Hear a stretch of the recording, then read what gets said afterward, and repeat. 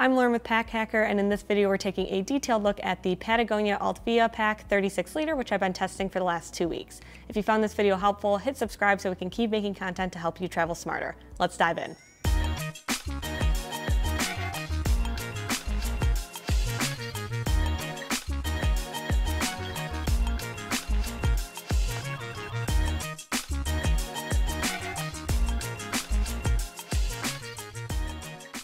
Starting off with the external features on this pack, there's a lot going on, but it is pretty simple once you get down to the nitty-gritty of it. So with the materials here, we have recycled nylon kind of across the board, and then Duraflex hardware and YKK zippers as well when those appear. There's not a ton of zippers on this pack, it's mostly buckles.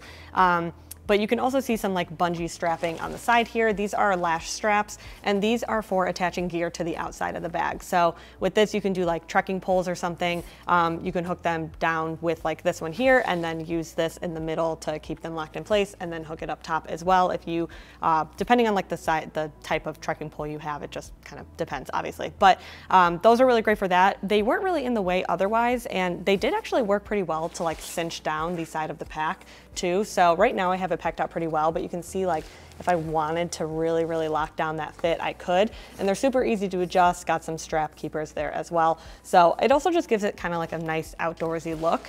This bag actually comes in a few different sizes. So this is the 36 liter, but it also comes in 14, 22, and 28 liter options. So depending on what you're doing, you kind of get the same features just in a different package. So this one's really great for extended travel. I have a bunch of packing cubes in here, used it for some trips, and that was really great. So if you're going to be doing extended travel, definitely go for a larger size. But on the outside, it's pretty simple. That's really like the main feature that we're looking at here. The rest are like straps and pockets that go to other things. So the last thing we're really going to talk about is this rain fly. So it's just a little buckle down, or elastic or Velcro or whatever down at the bottom here, and it comes out, and then you just wrap it. It's probably very loud. You just wrap it around your pack and you are good to go. So that's a nice and secure fit. Just helps you with some water resistance, especially with the top here being like a cinch closure. Technically water, I guess, could sneak its way in there. So that just helps if it gets a little bit rainy on the trail or wherever you're walking. And then when you are done, you can fold it up or just shove it in there. I prefer to just shove things in there if I have the option because I'm lazy. And that fits in there nice and easy, and you're good to go. Looking at this harness system, it looks pretty complicated, but in terms of features, it is fairly simple. So starting off at the top, we have a carry handle here. It's pretty simple, not like much padding or anything like that, but it's good for quick grabs or like hanging it on a bathroom stall or something like that. We have load lifters here on the top of each of the shoulder straps. That helps just take some of the weight off of you, and that extra strap that you have when this is like fully locked in goes through these little loops here to keep that all in place, which is great, so it's not like flapping around. We have the sternum strap here. It's adjustable on like a loop rail system, and they like can easily adjust, but you can't really fit them on this top loop here. So the second one down is really your best bet if you're someone with a shorter torso like me. And then on the side here, you have a little clip which you can feed your water bladder tube through to kind of stay hydration compatible. Then on the bottom here, you have a fairly beefy hip belt, which we'll get into in a second. But what this pack does really well is its carry comfort. We have a wire frame on the outside here that gives it a ton of structure. And then we have air mesh in the shoulder straps and the hip belt, as well as a really padded and airy back panel. I found this, like I said, just really comfortable to carry over extended periods of time. There's a lot of airflow, and that's really great if you're going to be carrying a ton of extra weight with you, whether you're traveling just in general or on the trail. So this is the bag when it's on. You can tell like with this hip belt, it's lifting a ton of weight off of me, and it's keeping the bag sitting a little bit higher on me, which is really great for that carry comfort that I was mentioning. The hip belt itself isn't like, I've seen a lot beefier hip belts that kind of go way towards the front, but I like this one because it kind of sits back a little bit. And then I have these pockets where you can keep like extra gear or something like that. But like I mentioned, this is a really airy pack with like the mesh that it has on the shoulder straps, the hip belt, and the back panel, and how it sits on my back. I'm just really comfortable, and I know even with a ton of weight in here, I'm gonna enjoy my carry. Speaking of that hip belt here, we have two pockets on them. So in here is where I kept like my wallet if I was going through like airport security, I like to have my wallet on hand because it just makes me feel like I'm a little like quicker at the draw when I have to get up there, because you know, line anxiety and all that sort of stuff. And then over here, I have just a little snack bar. So those are really great for just keeping tiny things in. It's a little bit too small for like a phone or something like that. But if you don't want to use those pockets, they stay pretty low profile. There's like a little bit of dimension to it, but it's nothing intense. I've seen some like really beefy pockets where when you don't use them, you're like, thanks, I guess I have this now. This doesn't tuck away or anything like that, so it does just kind of flap around all the time if you don't want to use it. So nice to not have huge pockets there. We also have identical water bottle pockets on either side of this bag. So I have two different size water bottles here. I have a 40 liter, 40 ounce, not 40 liter, that would be insane. 40 ounce here, which if I want to get that in there, you definitely have to kind of uncinch that a little bit if you're using that to lock down gear or the pack in general. And then over here, I have a 21 ounce Hydro Flask. So you can see both of those fit in pretty equally. The bigger the water bottle, the more it's going to start to like cut into the internal pack space. But in general, I felt like these were both pretty solid. You can see if I start to like move the pack around, they stay relatively secure. But what I like to do was really start to like lock it down with this cinch cord as well. And then I just felt like I got a little bit of extra grip. And then if you wanted to, you could like, I don't know, hook it with a carabiner up here or something like that. Or you can use them for not water bottles and put your trekking poles in there instead or something like that. It kind of depends on your preference. But those are nice, and there's like a dual stretch mesh on there. So very, very stretchy, super accommodating.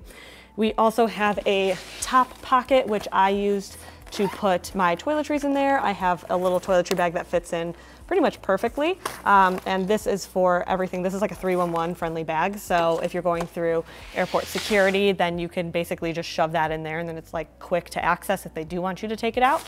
And then in this pocket, you also have a little key clip, which is great for just like if you don't need your keys all the time, just keeping them in there. It's super short. As you see, there's not like a ton of give with that, so you can't like unlock your door with the strap still on. But I liked it because it didn't put my keys all the way down at the bottom, so they were super hard to access. Sometimes when the key leash is really long, it like gets lost down there. But you can see this pocket is the entire size of this top panel, so you can really stick whatever you want in there. Just keep in mind that when there are things in there, it can get a little bit top heavy when you open the bag. And also if you forget to close this, then your stuff will fall out of it, speaking from experience. Just kind of keep that in mind for sure. And then we also have, if you unclip that, this is how you get access to the main compartment, but then you have this front little stash pocket. And this I use for just like an extra layer. So I just have a little jean jacket in there, but this is another pocket that it's pretty roomy. So you can kind of put whatever you want in there. I found it great for the extra layer that I just needed sometimes, but not all the time. And then if you don't want to use it, you have this like independent adjustment here. And this pretty much locks down like completely. There's a little bit of extra space there, but it's nothing too intense. I mostly just, this strap is like crazy long. I mostly just left it like this. And then just, you kind of have to remember which one you need to get access to the main compartment. That's sort of just like a user adjustment thing. But in terms of external storage, you do have a few options. I do kind of miss the existence of just like a really tiny pocket for quick access to a phone or something like that. But overall, you could still put that in the top pocket and be totally good. So it works out pretty well.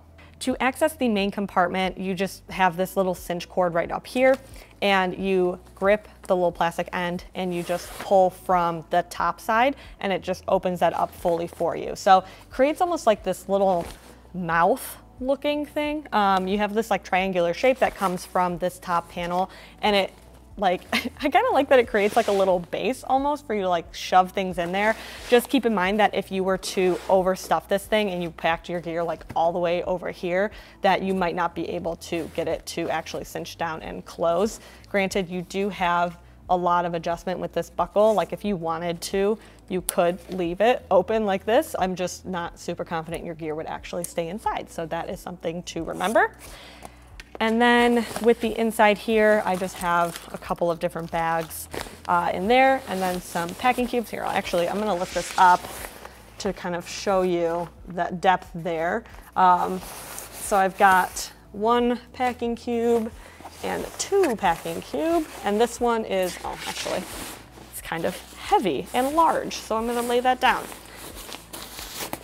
There we go, that comes out. And then you're basically left with an empty pit to sort of pack however you want to. Packing cubes are really great with this because you can get super lost in that main compartment. But if you don't want to use packing cubes, you're not a huge fan or you don't have any, then what I did is I just layered the things that I didn't need more often at the bottom, and then I sort of like made my way down there, or I unpacked when I got to my destination. So that helped as well. And then on the inside, we have two little pocket options. We have this top pocket, which this is what I did. I just put like little tech things in here, like my charger in there, because I didn't need them all the time, but then I didn't need to bring like an extra pouch for just a couple of items. So that's really great.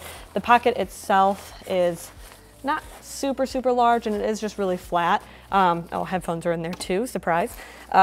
So that if I didn't need it, I just kind of left it there and it didn't really get in my way or anything like that. So that's nice. And then down here you have it's very hard to show you the inside of this thing. Let me open that a little bit more.